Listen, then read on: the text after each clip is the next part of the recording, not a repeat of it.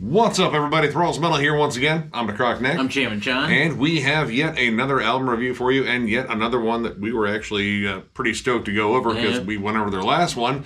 And I'll be honest, this band's been on kind of a comeback streak here lately. We are going over the latest offering from Flotsam Jetsam, I Am the Weapon. This also comes out on the 13th of September on AFM Records. This band formed in 1984 in Phoenix, Arizona. This is their 15th album, technically, of original material. They did a re-recording of their second album. I'm not going to count that one. I have been a fan of this band since I heard Doomsday for the Deceiver, their debut album. I think it's absolutely awesome. Back when Jason Newsted was actually a part of the band before he got picked up by Metallica, so Metallica could mix his bass tracks out of the first album he was ever on. Isn't that sweet of Metallica? Oh, you guys. And I've been following this band for a number of years, and they definitely had a period of decline, I would say, where they were just kind of not really releasing their best material. There was some lineup shifts. But here lately, I would say within the last 2, maybe 3 albums, they have been putting out some absolutely quality stuff. The self-titled The End of Chaos, and the last one that we went over, Blood in the Water. And for those that don't know, this band is thrash metal, speed metal, a little bit of heavy metal, and power metal, all kind of smashed together in a concoction of just riffs and fun songs, honestly. Yeah, and if you guys have been watching this at all, especially our last review, it took me a while to get into these guys because I had no idea who they were. Most notably, Flotsam and Jetsam were obviously more than the electric eels on The Little Mermaid, which I gathered might have been the case. But I got into them on the last record, and the opening track just absolutely kicks down the door. Nay, throws its body through the door. There's a lot more than kicking here. A great pace setter, very aggressive, just an upbeat, riffy thrasher, gigantic chorus, gigantic riffs. We're off to the races. Yeah, and honestly, a pace setter's a good term for it because most of this is pretty up-tempo. And granted, a good chunk of their stuff is mostly on the fast side, but I feel like this album, the aggression has definitely been amped up a little bit. The last one, while it definitely had some thrashy bangers and just, really just heavy songs on it, it definitely had points where I felt like the energy waned a little bit. I want to even say there was almost a song that was ballad-ish or wandered into ballad territory. Ooh. This album skips that. Almost all of these songs are up-tempo, heavy, they're very explosive, I would even say urgent too. And I would say, for the most part, it focuses on the thrashier aspects. The opening track, A New Kind of Hero, while it does have its big, powerful chorus, because Eric A.K.'s vocal cords haven't aged very much over these years, he still has an absolutely killer voice on here. He's just this powerful but gritty singing voice, like a more leather-lunged, Bruce Dickinson that arguably can still hit all the notes. But he also has that sort of thrashy bite to his delivery too. A lot of this I would describe as a more melodic overkill. Yeah. It's, again, very raucous sounding. The first handful of tracks, especially, A New Kind of Hero, Primal, and the title track, all of these songs are upbeat, energetic, driven by just heavy, chunky riffs. And man, the drum work in here, absolutely fantastic. Ken Mary, you're doing a great job. From the opener to I Am the Weapon, which is a big batch of drum turnovers in which you hit everything you got, he really pulls out the plug on Black Wings, where it's a drum solo. It's a big, proggy opening start, and there's a giant drum solo where once again he hits everything he has. The drum work on here is insane. I am a newfound Ken Mary fan. I Am the Weapon in particular, that opening is so aggressive. It is just vicious sounding with all those turnovers and just fast riffs. But the thing that I love that he does in terms of the rhythms is his clever syncopation, especially with his footwork. You got a lot of these fun galloped rhythms that follow the syncopated chugs in here, or even kind of just, pepper in a little stutter every now and then that is just a little bit outside of the normal for thrash. And that is the pace of this album throughout, which is the thing that I really love. Because at a point I was kind of waiting for a big drop off, or at least a point where they decided to go more towards melodic territory, which, who blame them? Eric's a great singer. They know how to generate tons of melodic riffs. But I like the fact that this is just, for the most part, a flat-out aggressive album. And while it sounds, 100% like Flotsam Jetsam, you can definitely tell the more invigorated energy on it. All these songs are kind of out to attack you a little bit. These songs, they have great anthemic hooks, like tons of great choruses on here. Burning My Bridges, The Head of the Snake, Running Through the Fire, which is a particularly just nasty, just awesome song. All these songs still know how to generate like a big chorus hook, even occasionally a pre-chorus hook too, which is kind of an old school thing you don't really hear a lot. In fact, this band likes to frequently do like the big last chorus where there's additional harmonies, there's a ramped up energy. They want to close out the song on a strong point. Totally get that, and I love hearing that. But I gravitated more towards the heavier material, and there's some stuff in here that actually kind of surprised me as to how heavy it got. Like, there's, again, tons of thrash riffs on here, which I feel like that's expected. If you've been listening to this band for any point of time, I think, you always get heavy riffs in their albums. But Gates of Hell actually had, like, some real surprises as well. For the most part, it's, like, kind of a heavy metal ripper with, like, some good thrashy accents. Big melodic chorus on it. The end of it breaks into a flat-out death metal tremolo. It is notably more sinister, like it just shifted gears from Exodus to Morbid Angel, and honestly, I don't really hear that much in any of their stuff before, so it was kind of like a fun little tag. Like, they didn't go in like full death metal vocals or anything like that, but the fact that they kind of changed gears and made it more dark and sinister was something I really loved.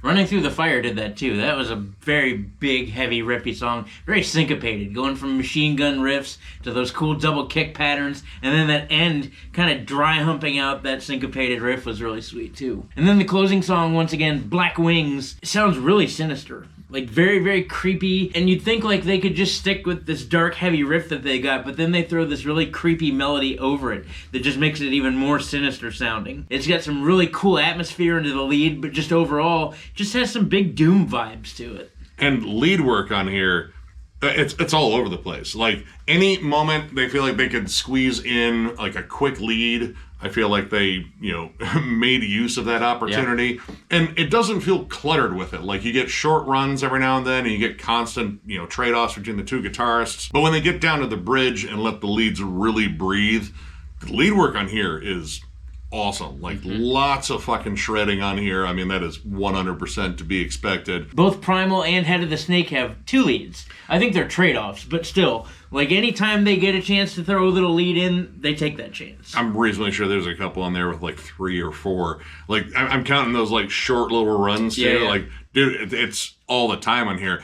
But again, it doesn't feel like it's too much. They don't feel like they're overloading the song. And Eric still has room to breathe to deliver just the solid verses and just catchy-ass choruses on here, too. And something more unique that's outside of the box on here is Beneath the Shadows. A cool groove. It's got kind of a swagger to it, kind of like a ZZ Top swagger. It's very bluesy. It's got like this interesting syncopated riff that kind of carries it, and it's like isolated at first and then doubled on certain notes. And I really wasn't sure what the rhythm was going to be because it starts off with just that riff. I'm like, all right, I don't want them to gent it up, but I feel like they could. Right. But it gets into this like kind of like, I would say like a Sabbath-y kind of swing, like a little bit more up-tempo though.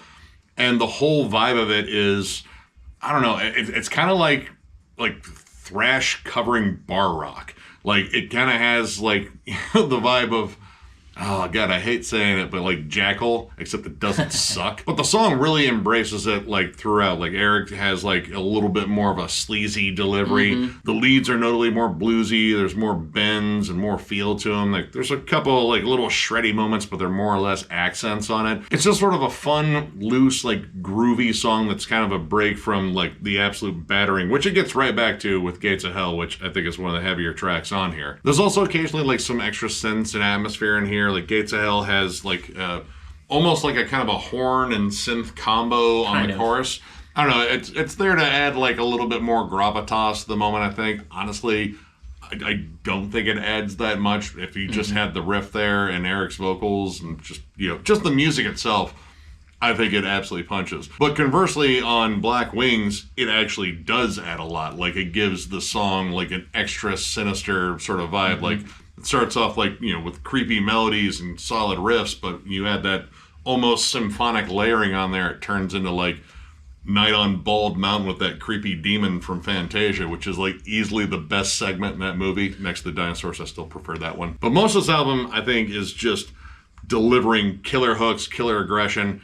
it does have some missteps, or at least like points where it kind of lulls in energy for me. Kings of the Underworld, while the vocal cadence on that is insanely fast, like Eric is just ranting off word after word, almost to the same beat as Billy Joel and We Didn't Start the Fire. The verses, I think, are actually pretty cool, but when the chorus comes around, it kind of lands a little bit flat. Yeah, it just didn't have the same punch as the rest of the choruses did. Like, and especially if you've got a verse that's that syncopated, it's very aggressive in the sense that it's vocally aggressive. Yeah. Like, it made me tired for him when he was getting through the verses. I was trying to figure out where he was taking breaths in that one. I don't think he did. In the first verse, I'm pretty sure he didn't take a breath. I like the aggressive delivery, though. Like, it's almost like a violent rant.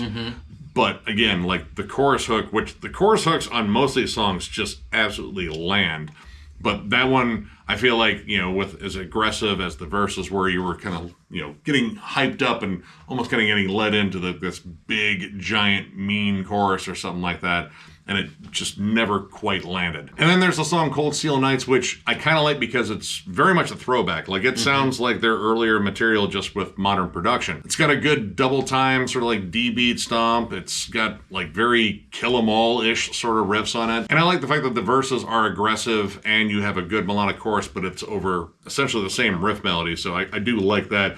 But the song feels, I don't know, just kind of there. Like, it's fast, but it doesn't match up in terms of the aggression that a lot of these other faster songs really deliver.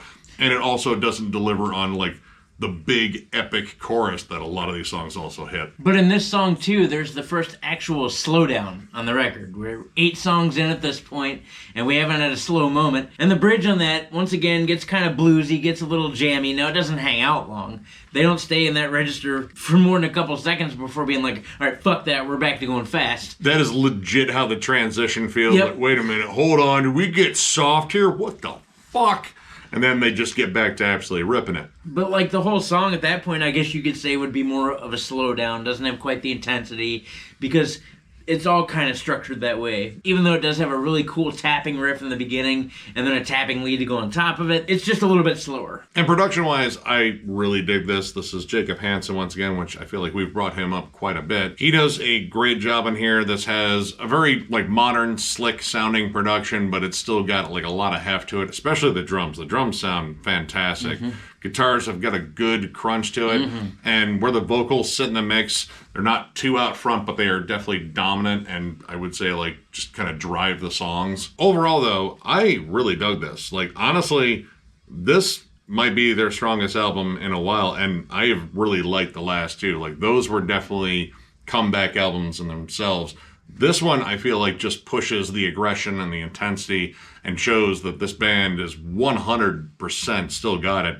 And in fact, in some respects, even sound tighter than they did in the earlier days. So overall, I'm going to give this 4 stars. I think this is a banger. Riffs, gallops, killer drum performance on here, great vocals. The songs are hooky, but they're still aggressive. Nothing overpowers one another. Like, you get a good balance of just like killer thrash riffs, but when you want a good catchy chorus, it shows up and just like kind of swoops in like the opening track does. I will say that this is definitely a more aggressive album overall. It's still got a good balance of like melodic hooks to just like really aggressive riffing on here.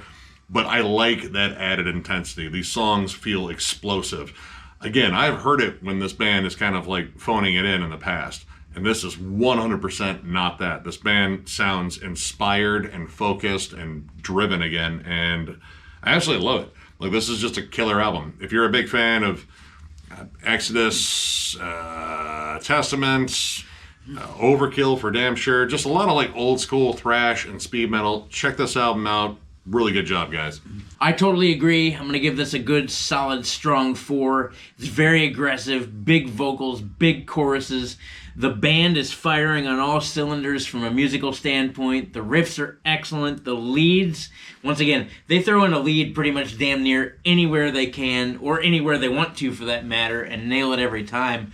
The drum work is insane. There's a good mixture of fast thrashy songs and then heavy groovy moments going on here. It's very riffy. They even throw in some unique songs like with Beneath the Shadows for sure. Huge, great production. I don't think that anything really overpowers anything too much as far as the instrumentation is concerned. The drums sit in a nice place. They got a good thwack to them and a good punch in those kick drums. The guitars, again, very crunchy, very present. The leads sound absolutely amazing. Pretty much the only complaint I had on the vocals was when they double-tracked the vocals in the bridge of Running Through the Fire. You'll understand when you get there. I guess we didn't really talk about negatives too much, but it doesn't matter. This record is a goddamn banger. And if you're a fan of thrashy, fast, aggressive music, I would definitely check this out. Also, if you're a fan of bands like Forbidden, Overkill, Iron Maiden, Testament, things like that, you're probably going to want to give this a spin. I would definitely recommend this record. So, if you enjoyed this review, give it a thumbs up. And if you are new to the channel, subscribe because we do stuff like this all the time. We are also on Patreon. If you'd like to help us out there, there's a link down below to thrallsmetal.com. Our Patreon link is there. It is also on our channel up in the banner in the bottom right-hand corner. But if you're looking for Thralls Metal stuff, you have to go to thrallsmetal.com. We have t-shirts, both old and new. The old ones are discounted, provided we have your size. And we even have hats, too. So if you're looking for any of that stuff, click the link down below. And as always, tons of stuff going on at Thralls of Metal. Album reviews, discography rankings, discussion panels, Nick's never-ending collection updates, multiple segments, is it metal, is it not metal, states of metal, blah, blah, blah, blah, blah. Tons of stuff going on. We do it all for you guys. We appreciate you. Thank you so much for being a part of Thralls of Metal. To all our family, our friends, our subscribers, we genuinely appreciate you guys, and we're thankful you're here. Yeah, you guys absolutely rule, and again, tons of content coming your way. So one more big thank you because of all of your awesomeness and all of your rulage, too. I'm going to combine the two. Ooh. And we will catch you later.